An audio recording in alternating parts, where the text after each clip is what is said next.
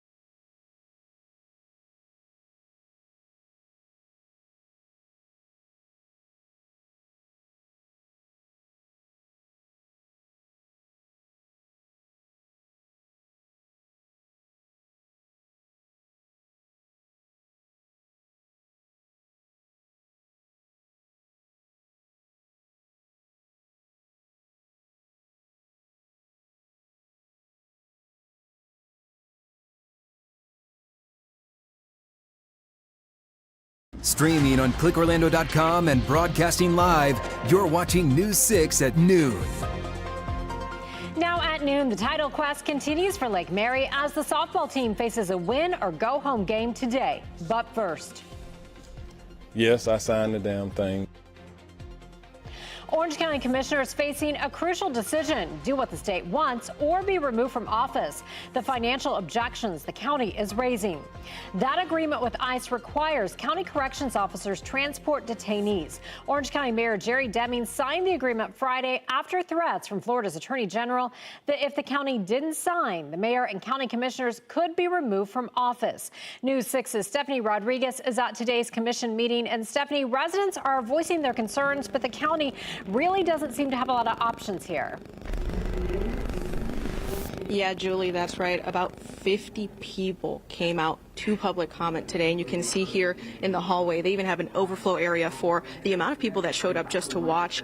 And as you mentioned, there's not a lot of options, so we will be hearing from the county attorney a little bit later today. And a lot of the people that came out for public comment talked about that ICE agreement that the mayor signed after saying he wouldn't be bullied into complying. It was all about that letter that the AG sent to Demings and commissioners last week, as you said, warning that if they don't approve an addendum that authorizes corrections officers to transport undocumented immigrants to ICE-approved facilities, they could face removal from office. Mayor Demings told us Friday he signed the addendum under protest and extreme duress, worried the governor would remove them and leave Orange County under DeSantis-appointed leadership. Since then, the community has been speaking out, from protesting outside of the county building to signing up to talk here today. Some commended the mayor for doing what was needed to keep county leadership in place, while others urged the board not to ratify the agreement today, but to take this fight to the courts. For me, you have shown the leadership that is needed to protect the commissioners. We know who we're dealing with in Tallahassee. We know from past experience when he eliminates somebody from their position, who he places in that position. Just as Mayor Deming signed the damn thing, I'm asking you to file the damn lawsuit. Now, the city of South Miami has filed a lawsuit challenging the agreement, asking a judge to evaluate if cities are actually required to comply, and that is one suit that many people here today encourage the county commissioners to join. We've yet to hear from them. This agenda item is on the list. As I mentioned, the county attorney should be talking. We should be hearing from Mayor Demings as well as other commissioners here today. I'll have more tonight at 4 o'clock on News 6. Reporting from Orange County, Stephanie Rodriguez, News 6. Stephanie, thank you. This all comes as the county is also being audited by Florida's Department of Government Efficiency, or DOGE. The state says it's looking at financial records and hiring practices. News 6's Mark Lehman has been following that story all morning long for us and joins us now live. Mark, what are you learning about today's audit? Well, Florida's chief financial officer expects the DOGE team to be here on site for the next 3 to 4 days. He says all of this is about saving taxpayers' money and eliminating government waste, but some local leaders are calling this political theater. Are you with the state? We watched this morning as a team of auditors from Florida's Department of Government Efficiency arrived at the Orange County Administration Building. We do not think it is right that taxpayers get to foot the bill for government excesses. State CFO Blaise Ingaglia leading the audit after he says his department found a sharp increase in property taxes over the last 5 years. What we've seen traditionally from local governments is they wind up adding a lot of fluff and wind up spending things on that they shouldn't be spending on. A July 24th letter from the state asked to see spending related to employee pay, homeless services, and DEI programs, which some local leaders are taking issue with. Ask yourself, is that fiscal responsibility or political retribution? Commissioner Kelly Martinez-Semrad calling the audit an overreach by the state, saying the county has needed increases in revenue to keep up with growth. What the state fails to recognize is that in the last 5 years, we have nearly 81,000 people that have moved to Orange County. The county, meanwhile, is promising transparency. All of this is happening as Florida is looking at a ballot initiative to lower property taxes in 2026. We're not here to pick a fight. We're here to protect what is ours and to stand up and defend our tax dollars. Now, if a property tax initiative is passed next year, CFO Ingaglia says he expects that every county will be facing budget cuts. Now, as for this audit, a report on the findings is expected to be released in 60 days. For now, reporting live in Orange County, Mark Lehman, News 6. Mark, thank you. And it is not just Orange County under the state government's microscope. Orlando is also being audited by Florida DOJ next Monday and Tuesday. We'll be tracking those developments for you. Recently, News 6 anchor Matt Austin sat down for an exclusive one-on-one interview with Florida CFO, the man who is leading the DOJ push. Head to clickorlando.com to hear what he had to say about the targets of Florida DOJ and why some places aren't on the state's list. Turning now to your weather here at 12:05. This is a live look over Daytona Beach, where a lot of folks out enjoying the final week of summer break. Chief Meteorologist Candace Campos is here. And Candace, it really got rocking yesterday, and you're getting more information about that tornado that touched down last night. Yeah, officially, though, unfortunately, we don't have an actual strength just because where it was located. The National Weather Service was not really able to kind of pinpoint how much damage, and that's how they figure out the speeds and, of course, the EF rating. So as of right now, we have no known rating for this tornado that did touch down yesterday afternoon and into the early evening hours. Now, we're going to continue to see another threat for some strong storms in the forecast. Lightning, wind, flooding, all the potential, even a low-end risk of a brief tornado as those sea breezes come together could create a little bit of a spin in the atmosphere.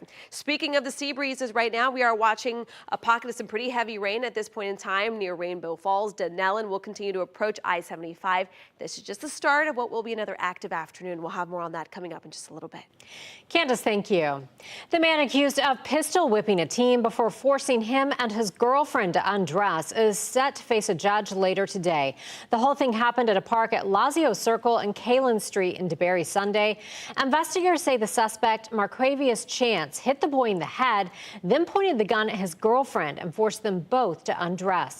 Chance turned himself in yesterday and is facing multiple charges, including aggravated assault and aggravated battery with a firearm. Chance is currently being held on no bond pending the outcome of today's court appearance. Happening today, Kissimmee is on the verge of changing how much its firefighters are paid and how often they work. The new schedule would be 24 hours on and 72 hours off instead of 24 hours on and 48 hours off. That means the department will have to add more staff to make up for that extra day between shifts. But the cost of adding more first responders falls on homeowners. That fire assessment fee is expected to generate more than $6.1 million. The hard work now starts trying to not only hire 40 firefighters, but get them trained, get them all in position, create this whole force shift. Tonight's meeting is at 6 o'clock. We'll have all the updates for you over on clickorlando.com and on air. Lake Mary Little League baseball and softball teams continue to shine on the national stage. The girls in a win or go home situation after last night's loss in the World Series. The boys dominating in their regional tournament as they look for their second straight title. News 6's Angie Casada is catching us up on the exciting quest for a championship. A lot of pride right now for Lake Mary Little League. Both the baseball and softball teams are still in the hunt. The boys only one win away from punching their ticket back to Williamsport. Meantime, the girls are just hours away from their own make-or-break game. Oh no, crushes this one to right center field. In Greenville, North Carolina, Lake Mary's Little League softball team is battling to stay alive at the World Series. And some family members here at home aren't missing a play this tournament. It's so cool seeing her through a TV. I wish I could be there, but this is also really cool. After a 2-1 loss to Tulsa on Monday, the girls moved to the elimination bracket.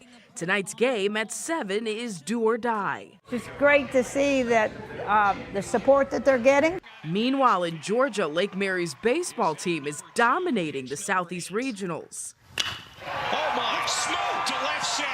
After shutting out South Carolina 14-0, they're headed to the championship game now set for Wednesday. We'll be good to go to Williamsport and win it all.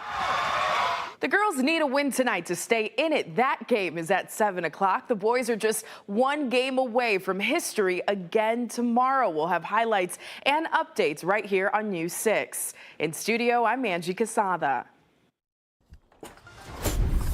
If you are fighting with a falling kitchen cabinet drawer, I got some really good news for you. Most of the time, there's a fix that you can do on your own for free. Won't cost you a dime. I'm Eric Von Anken, the Handy Newsman. We're getting results at home coming up.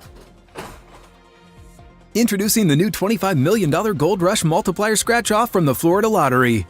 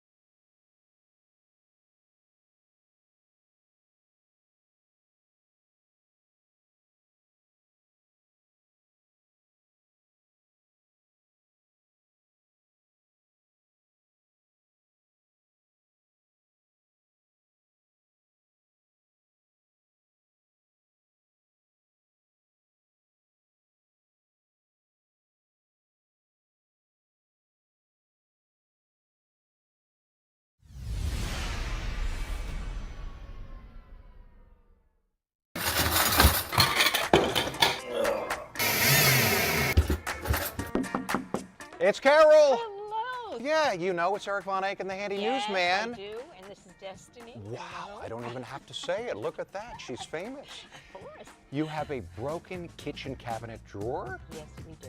Show me. Come on in. Here it is, Eric. Aha. Ooh. As you can see, it's a very delicate situation. That's a problem. Does it Yes. fall? Yes. I'm actually afraid it's going to fall on my feet. Okay, we don't want that to happen. I'm going to check it out and see if we can make it better. Thank you.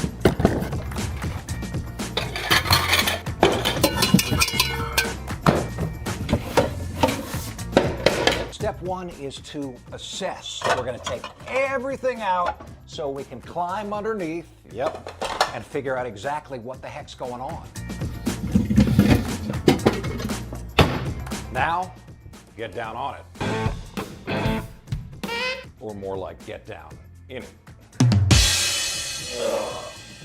Big guy, little space.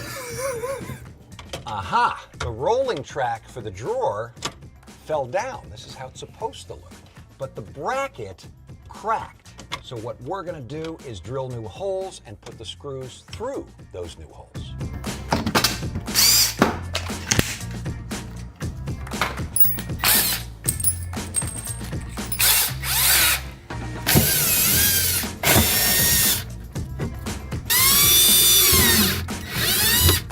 Step two is to drill a couple of new holes.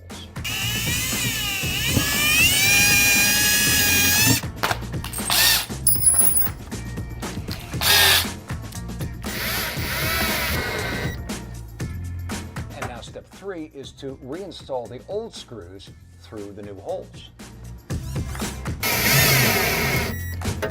I should tell you, you probably know this, the right way to do this is replace these plastic brackets entirely, especially if they're all in there cracking. But this works for now, and it's free. Glad to be out of there.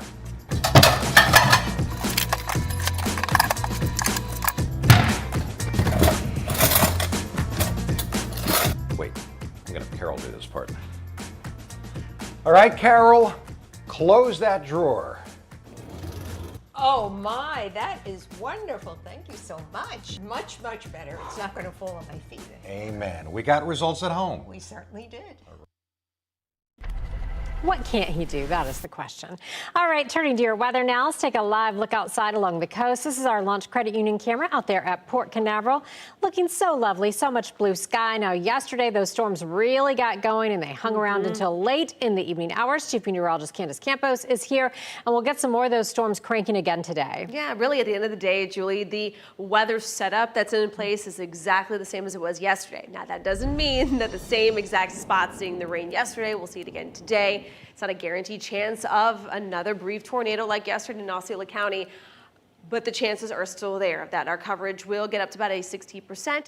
And some of the storms that we do see, while they might not be extremely widespread, they certainly will be packing quite a punch. Right now, we're talking about some pretty heavy rain at this point in time across areas of far kind of western Marion County. You can see some of the heavier rain now falling over Rainbow Lakes. Will continue to stretch into areas of Cotton Plant. Will be impacting like Reddick, Kendrick, down through Bahia Oaks over the next 25 to 45 minutes or so. Now, temperatures in the meantime, it is still a warm start. Now, you might say, oh, look at this, Orlando, it only is 88 degrees. You think that'd be cool? Well, technically, it feels like 97 in Orlando, where areas like Ocala, before the rain gets there, it might help cool you down for just a little bit. Right now, it feels like 102. New Smyrna Beach right now feels like 103. So our feels like temperatures once again will hover between 100 to 105. And then as we head into the afternoon and early evening hours, that's when most of that rain will start to try to cool us down. But now let's check on that hour-by-hour forecast for your Tuesday. Sponsored by Strata Air Conditioning and Heating. AC emergency, you ought to call Strata. So your highs today, though, could still get into those mid-90s this afternoon. And then after about 2, 3 o'clock is where our best chance for rain will kind of fall at about a 60%. So let's show you here clouds and rain futurecast. A couple of scattered showers will start up about 2, 3 o'clock. You can see that the modeling is already picking up some of that rain in Marion County. Then we're going to start seeing some more of those scattered showers as the east and west coast sea breeze start slowly coming together. Now, the problem with some of these boundaries is that they're boundaries coming in from different directions. You start adding a couple of those outflow boundaries from stronger storms. That's where we get that potential for an isolated, brief, rotating storm like we had in Osceola County yesterday. By 5 o'clock in the evening, you can see some of that outflow boundary could regenerate some more scattered showers and thunderstorms. But even as late as about 6, 7 o'clock in the evening, we could still be dealing with some of those heavier downpours. Models even still picking up some heavy rain as late as about midnight tonight. Meteorologist Jonathan Kegas, just like yesterday, but we'll be watching that that radar very closely and make sure to alert you if anything comes out of some of those stronger storms, like severe or tornado warnings. All right, let's talk tropics real quick. Still, Tropical Storm Dexter is out over the Atlantic. Will continue to stay in the Atlantic as a tropical storm right now, sustained winds of 40 miles per hour. But it's the two other areas that we're going to closely monitor. One is a tropical wave that is slowly making its way off the coast of Africa, has a 50% chance. The future of this still pretty uncertain at that point in time. And then another little area a bit closer to home that has a 40% chance that as a low develops, you see it there pop up on our future cast, we'll have that potential of kind of drifting towards the southeast coast. How close will it get? How much moisture will it kind of bring us by this weekend? I'm keeping rain chances at a pretty seasonal 60%, but if that low gets any closer, we'll have to start bumping up those rain chances a little more for the last weekend of summer break, Julie. Okay, Candace, thank you. 24 hours, that's how long is in a day, right? But on occasion, that can change. Coming up, find out how much shorter today is expected to be and why the change has happened more than once this year. And coming up tonight on News 6 at 5. When students return to class, artificial intelligence will be used to detect guns on some Central Florida campuses. I'll show you how this high-tech system alerts law enforcement to possible firearms in our schools. You're watching News 6 at noon. Stay with us. We'll be right back.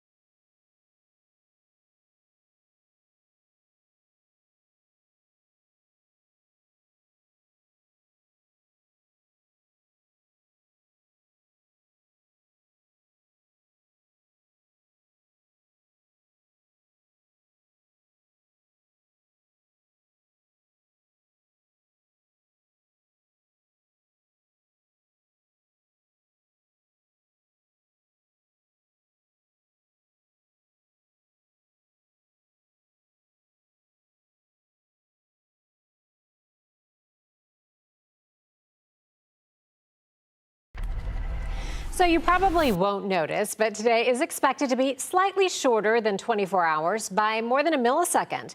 This is not the first time we've had a shorter day this year. It's already happened on a few occasions, the shortest being July 10th. The reason is the Earth is spinning faster, likely due to changes in the core and influence from the atmosphere.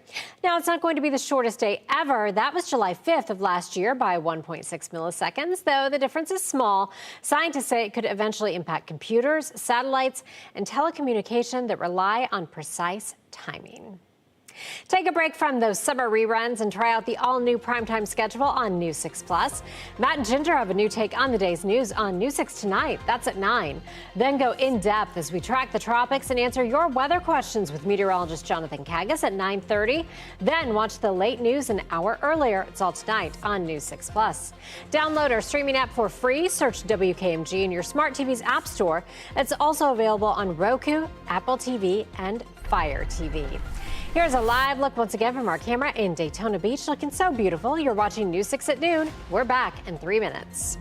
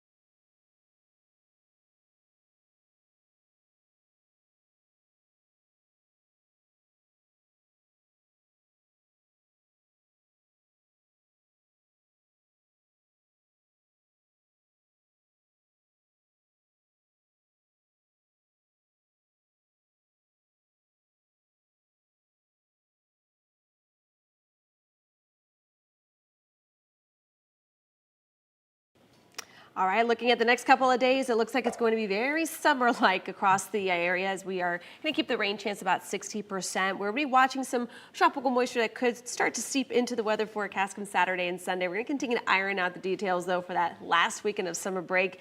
But it does look like the start of school is going to look very well summer across Central Florida. Thanks, Candace. Switch over to the News 6 Plus streaming app or clickorlando.com right now to watch News 6 Extra. Have a great day. Our next newscast is at 4.